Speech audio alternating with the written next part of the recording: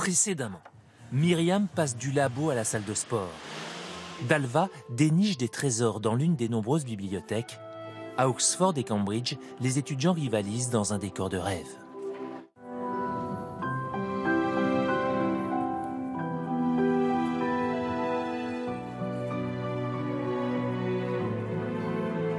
Même si l'on est un brillant scientifique, le problème à Cambridge, c'est qu'on est toujours dans l'ombre des savants du passé.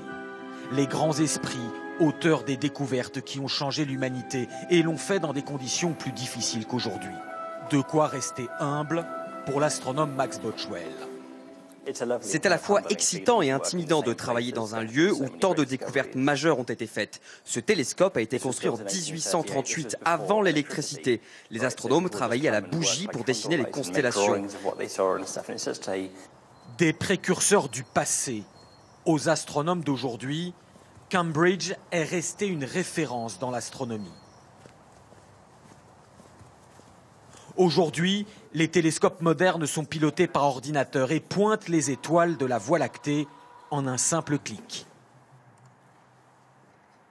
Et mondialisation oblige, Max Botchwell va faire ses campagnes d'observation dans le ciel pur du Chili, là où se trouvent les plus gros télescopes du monde.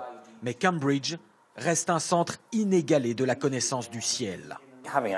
La force de Cambridge, c'est d'avoir ici une communauté de scientifiques hors pair. Si vous avez une question d'astronomie, la réponse avec le meilleur spécialiste mondial se trouve à 2 portes de votre bureau. Des experts et des légendes, comme Stephen Hawking. Le physicien diplômé d'Oxford, mais professeur durant toute sa carrière à Cambridge, fut de son vivant le scientifique le plus connu de la planète.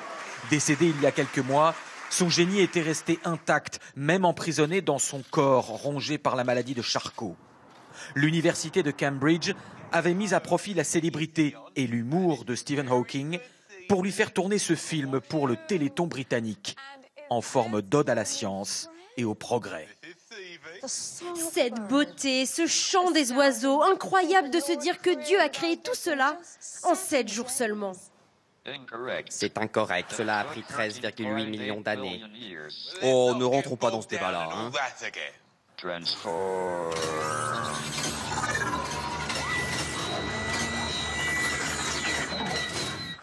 Les technologies associées aux meilleurs cerveaux font des merveilles aussi bien à Cambridge qu'à Oxford.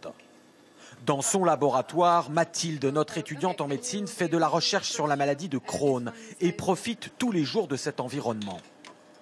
Le labo a pas mal d'équipements de haut niveau. On découvre vraiment des façons de développer de nouveaux médicaments. Et donc on sait qu'en quelques mois, quelques années, avec beaucoup de persévérance, on peut aider la vie des gens qui sont à côté, qui souffrent. Car il y a les équipements de pointe, mais aussi l'argent. Comparé à une université comme celle de Paris-Sud, l'une des rares françaises classées dans le top 100 mondial, celle d'Oxford a un budget 10 fois supérieur, de l'ordre de 5 milliards d'euros. Un budget également investi dans les formidables bibliothèques d'Oxford.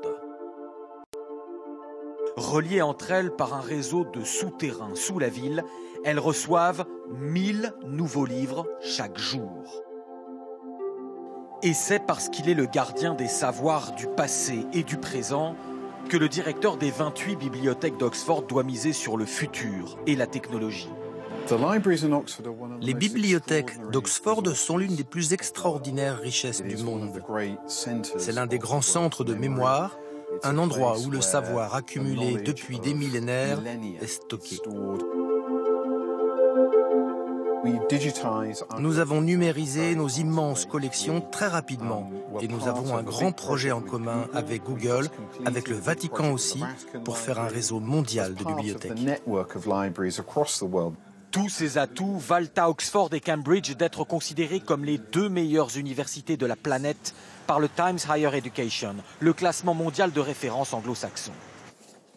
Mais il n'y aura pas 2 meilleurs, juste un vainqueur et un perdant pour les concurrents de la Boat Race, la grande course d'aviron entre les 2 rivales. C'est aujourd'hui le dernier entraînement pour l'équipe d'Oxford. Ça fait 6 mois qu'on s'entraîne. Cette course est un monument de la culture britannique. Le secret, c'est beaucoup d'anticipation, même s'il y a du stress. Mais ça prouve qu'on est prêt pour la compétition.